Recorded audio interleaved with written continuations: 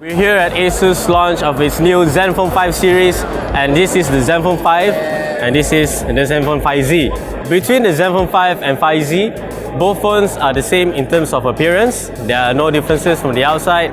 They have the same camera system as well as the same display. The only difference is the processor, RAM as well as storage capacity.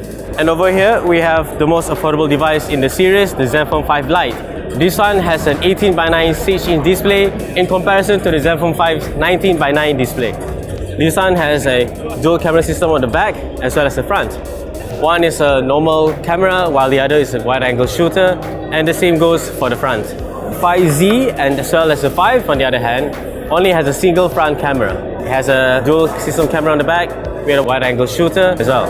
So what makes these two phones interesting is obviously the display. As you can see, there is a notch on top, very similar to the iPhone 10, and aside from that, it is also a 19:9 display instead of the more conventional 18:9.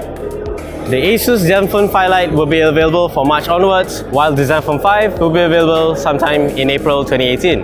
The flagship Zenfone 5Z, on the other hand, will only be available from June 2018 onwards.